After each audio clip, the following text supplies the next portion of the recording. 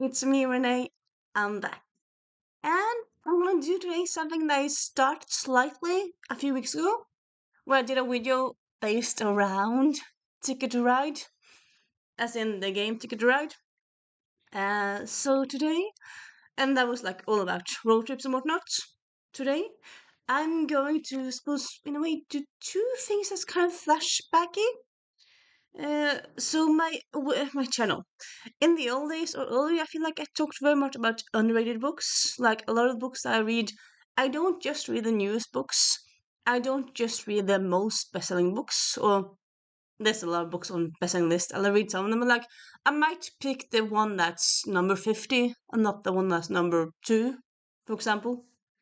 Uh, so yeah, this is a recommendation video all about underrated books or books that I feel like is underrated. I suppose you could say, how do you define underrated books, Renee?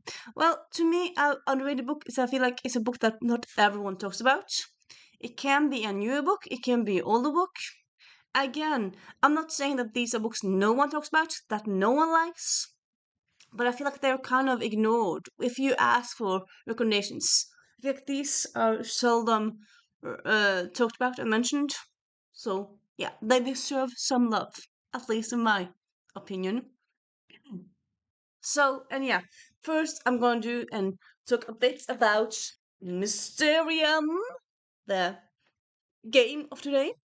So, Mysterium, it's a it's a collaborative game. So it's like a ghost, and then people who are and a medium. So the medium is talking to the ghost is talking to the medium, and the medium is trying to get the people who are playing the game to understand what happened. Yeah. So okay, sorry. This happened a crime. There's a crime that happened. Someone died in a place with a weapon. So each round you get a set of pictures. Whoopsie, lazy. So this is where it looks. You get a set of pictures. So you have to, and then yeah, the medium knows what's the correct answer is. And you have to, each round, you have to guess, like, okay, out of these pictures, which, because you're getting some pictures to refer to another picture. So it could be that the right picture has something blue in it and you get a blue card. It can be that it's outside by water and you get something watery. So, yeah. And it's just, you can't say anything. It's just all about the cards. It's a great game. I haven't played it in a little while, but I love it. I love it. It's a very fun game. Um, I feel like Mysterium, like all that figuring out what's happening here, underrated books. Why do no one read these books? Or why do people not talk about it? I mean, who might say no one reads them? But like, why aren't they talk about? At least in my area of the internet, I feel like these books are untalked about, not referred to. Yeah. Of course, I'm not saying that I never talk about these books, but hey, maybe you haven't seen a video by me before. Maybe you come across this video because of Mysterium or just randomly because the algorithm. And in that case, you might not have heard of. Yeah, it's right in front of. Yeah, you might not have heard of any of these books. So let's get to the underrated books, in my opinion. I suppose I shouldn't have to say that because, of course, it's my opinion. This is not like a booktube channel that's official from Barnes and Noble or Forbidden Planet. It is my personal channel, so of course everything that I say is in my opinion. But yeah, first we have Tilly in Technicolor by Macy Eddings. This is actually, to my best knowledge, Macy Eddings' only YA book. It's a YA book. It takes place during the summer in Europe, and you have Tilly, and then you have Oliver. Oliver is British, of course. They meet in London, but there's this like work thing where they have to travel around Europe. Oliver is autistic, and Tilly has ADHD. And what happens? They find love together, and yeah, it's just a great book if you want some representation for autistic or autism, and also just like I would say a general amazing book in general. Highly recommend it. Uh, Spoiler trigger warning. Some people say like they feel like spice has no place in YA books. I suppose also depends on how you define spice. But at the end of the book, they do have sex together. But it's not like detail. It's just kind of like they kiss and then it drops until the next page, and then it's like we have had sex. I feel like that's kind of how it was. I don't know. How do people define sex and spice? Like if it's fade to black, does that like i- is that like also sex scenes? Because it's not like a sex scene. You just can't mention it. I don't know. I'm curious, but yeah. And you know what? I'm gonna use this one also, even though yeah, I hadn't planned for it. But like I'm gonna talk about it. So then we have My Brother is a Superhero by David Solomons. Now this is 10th anniversary edition. So yeah, it's popular enough that it has a new edition, a new.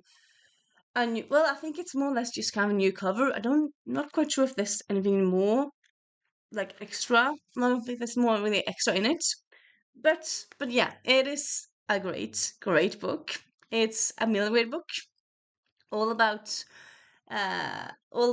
Luke and his brother Zack.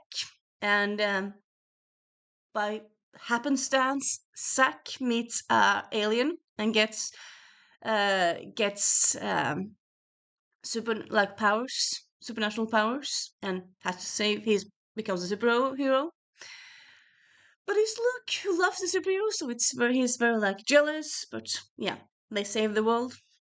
It's the first in a series of five, and yeah, it's a very good series, I would say.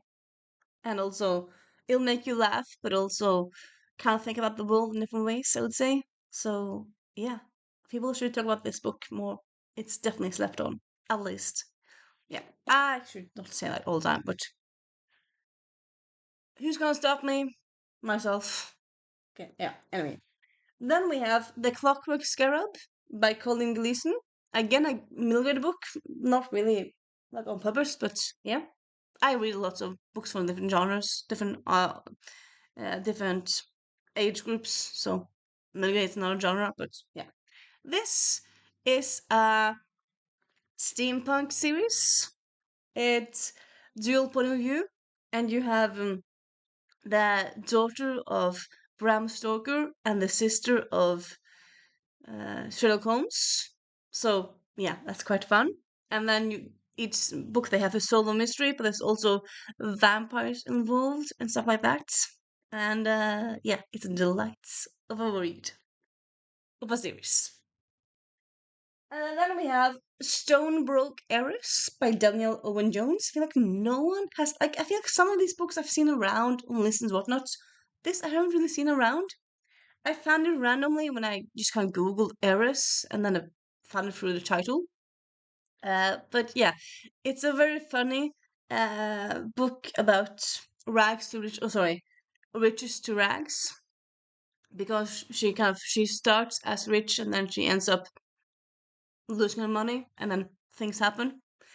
And yeah, it's very funny and it's a delight. I would say it's mostly like contemporary starting an over story. It's not like mainly a romance, even though a romance does happen in it.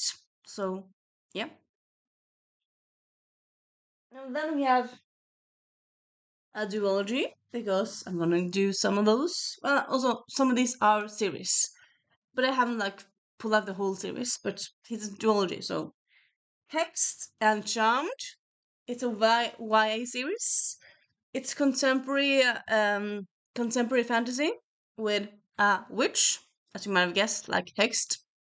I'm gonna give you a trigger warning because the first book, in the prologue, I believe it's the first chapter, one of those, something big happens and also quite a big scary scene. So at least I was quite scared when I read it, and I did read it like 10 years ago when, yeah, I wasn't teen anymore, but like still I was scared. But yeah, this things happen pretty quickly. and yeah, you're along for the ride. I'm not gonna give details. I'm just gonna say that. And also, it's kind of fun, isn't it, to go into things not knowing much. So that's what I want to do. I mean, I'm talking about them, so they're all great. And then we have Skullduggery Pleasant. So again, this is a long series. Well, it's actually like several series with Skullduggery Pleasant, but I'm gonna hold the whole. Yeah. So this is a middle grade series again. I think like a skeleton is a middle grade series. Yes, it is. Uh, I suppose you can define like how would you define a middle grade series? I would define it in a way that the main character, not Skullduggery, but his friend, is nine. No, nine. No, is 11 in the first book. So that's to me a middle grade age. And even though there's violence, yeah, there's no sex in them. There's no sex scenes. There's no swearing, but there's it's quite violent at times. But like that's it, I would say. So yeah, I suppose like if your kid likes Goosebumps, so try these books because they're Goosebumps y, but like more to a different level, really. Rick Riordan has also talked about this series. He loves it. And yeah, I feel like everyone talks about Rick Riordan when talking about middle grade books, but I mean, middle grade authors exist all over the world, and Derek Landy is Irish, and yeah, he exists, and he's amazing. Then I know just that I'm not going to show you a whole series, and then I do it. Well, sometimes series aren't that long, so then we have the Queen's Deadly Assassins series by Darcy McGuire. This whole series actually came up last year. At least I read them all last year. Did it all come up last year? I think it did. So this is a series of historical romance, but also with a mystery part to it. But also this book is kind of a Cinderella retelling-ish because one of the love interest or one of the people in the couple is a maid. So it's a maid who meets a duke, a lord. Sorry, he's a marquess, but he's nobility. And yeah, this whole series is just amazing. The last book is not amazing, but still good. The last book is Sapphic Romance. So there's that. If you like Sapphic Romance in historical settings. So yeah, I highly recommend this series. Of course. Why else would I talk about it? Yeah. And then we have The Boyfriend Project by Farrell Sean.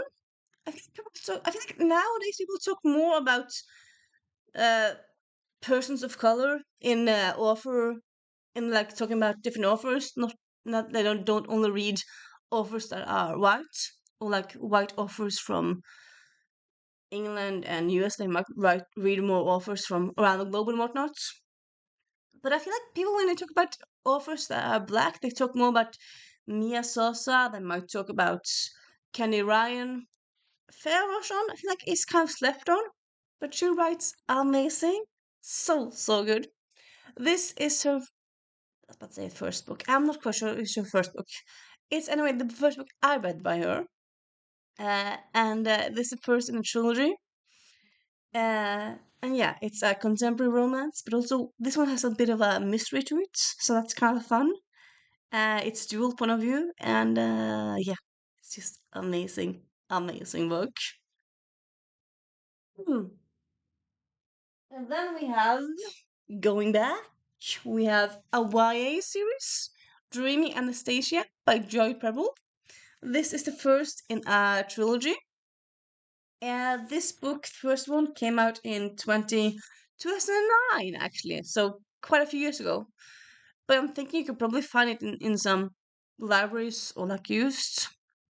But yeah, this takes the story of Anastasia Romanoff from the Fox movie and history and whatnot, and kind of tells it in a magical way. So it's not like a retelling in like a true to itself communist way. It's yeah, magical story in it. And yeah, I'm just gonna say more than that, but it's yeah, the light of a trilogy. I very very much enjoy it, and people definitely don't really talk about this book series. Sorry, it's a first in series. It's well, first in a trilogy.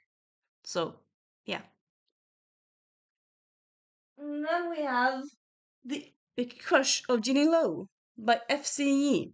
This is something I feel like it's quite kind of unheard of, but it's a YA book that's mythology based, and there's romance in it, yes, but I wouldn't say it's the main thing. I feel like around like 2010, 2013, you had lots of YA books where demigods fall in, or gods would fall in love with humans and stuff like that.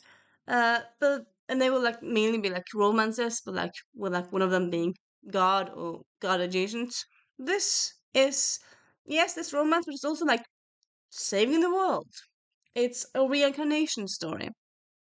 So I suppose it's kind of gives the middle grade flavor of saving the world, but also there's romance in it. Like it happens during high school and whatnot. And yeah, highly recommend it. Very, very good book. And then we have Royal Bastards by Andrew Schwartz. I actually found this randomly just looking at things on my audiobook app and found this randomly in my audiobook library. It's amazing as an audiobook, but I kind of wanted it physical form, so I have it also physical now. It's a high fantasy series, which I don't read a lot of, but I read some of. It's YA high fantasy series. There's romance, but it's also like taking down an evil empire or evil lords and stuff like that. There's magic, and yeah, it's also like I quite like how in this world, like it starts with like some bastards meeting uh in like bastards table, so they're all like bastards of lords and whatnot. And then one of them who's at the table, it's not a bastard per se, but it's more like an outcast, but it's still like a bastard in a way. And also like the people who are blonde and blue-eyed in the series, they're not like often the like people in power, so that's quite fun. And I just love the universe in the series, and yeah, it's a great trilogy. I love it so amazingly much. People need to read it. People need to check it out. It's just amazing. Okay, I don't know. I'm yelling. I am. I did. Yeah. And then we have a book there. I have talked quite lot about, I would say. But again, maybe it's the first time you see my video. Maybe I mean, book can be talked about too many times. So yeah, Her Night at the Museum by Bryn Donovan. This book came out last year. It's all about that guy who was an enchanted statue, or like he was a guy who was enchanted to a statue, and it was a statue for like 600 years, and then he became disenchanted because of reasons. They fall in love, and it's quite spicy also at times, and yeah, it's just very, very good. And then we have An Extraordinary Union by Alyssa Cole, the first in her novel of the Civil War trilogy. So this is keywords. It's the Civil War in the States. It's African Americans, and it's spies and romances, and you gotta love that. Yeah, that's something you got to love. And then we have me coughing. Sorry, Dark Mirror by M.J. Putney, a YA book again, first in a trilogy, and this is a YA time travel book. But like the main characters are the people that you meet firstly, they're like yeah, I would say like the main characters, even though there are several characters, but the main characters, I would say, their their home like timeline is. Give me a moment. I want correctly. Blah blah blah blah blah blah blah blah blah blah. Their home timeline is the 1880s. Is it? I'm not thinking wrong. I think the 80s, like 1700s, like around then. and then they go time traveling to the Second World War. So like their like home timeline is the past, and then they go like closer to our time in the past, but it's still yeah quite fun. They all have magical abilities as well, so that's fun. And the romance happens, drama happens, and yeah, it is the best series. So good. Yeah, personally for me, like I think you might have seen this before, but again, maybe it's your first video with me. I love time travel stories. It's fun when it's time travel romance, but I think it's kind of most fun is like saving the world or saving the town through time travel. So I feel like, and I feel like that quite often happens in middle grade book, but not that often in YA books or adult books. So I kind of want more of that. But yeah, I love it when I find it. And then we have Hang the Moon by Alexandria Belfleur. I suppose also you could just say Alexandria Belfleur because she's just a great author. And she kind of hits some best-selling lists at times now and then. But I don't feel like she's not like Emily Henry level yet, but she kind of deserves it in my opinion at least. Emily Henry, yeah. Alexandra Belfer, yes. And she writes contemporary romances. They're all queer in some way, like they all have a person that's bi or gay in it. And yeah, love it so much. And then we have The Millicent Quib, School of Etiquette for Ladies of Young Ladies of Mad Science by Kate McKinnon. So this is the first book, came out 2 years ago now. I heard about it last fall when she did Hot Ones about the second book. I hadn't heard about the first book at all. But yeah, I picked it up uh, last December or something, and I love it so much. I've just started the second book on audio. Need to get through it, but yeah. And yeah, it's written by Ken McKinnon. It's middle grade. It's shenanigans and mad science, and I mean, what's not to like? It is amazing. It's a recent book, but it's still I feel like it's kind of slept on. So yeah, people pick it up, okay? And if you can do the audio, because the audio is amazing. Hmm. Sorry. And then we have Invisibility by Andrew Creamer and David Leviathan. This came out in 2011, so quite a few years ago now. But it's still one of my all-time favorite books. It's just so amazing. It's dual point of view. It's modern day New York, but there's also magic. One of the persons, it's not a spoiler at all, but one of the persons in the book, Stephen, is invisible to like most of the world, except Elizabeth. She can see him because of reasons. And yeah, it's an amazing book. And then we have the Stepsister Scheme by James C. Hines. This is a fairy tale remixes, but it's an adult story, so you might often think like fairy tale retellings are automatically YA and middle grade. No, this one has like torture scenes. This one has violence. Yeah, don't pick this one up if you're 9. No, don't do that at all. I suppose as Once Upon a Time, but like grittier in a way. And yeah, amazing quartet. It's four books in the series. And then we have Planes, Trains, and All the Fields by Livy Hart. This one came out a few years ago. Contemporary romance. I've talked about it in another video as well, yes, but also it's just amazing. People need to read it. So, yeah. The books that I feel like need much more love and attention. If you want to recommend me a book you feel like is underrated, talk about it in the comments. If you read any of the books, talk about that.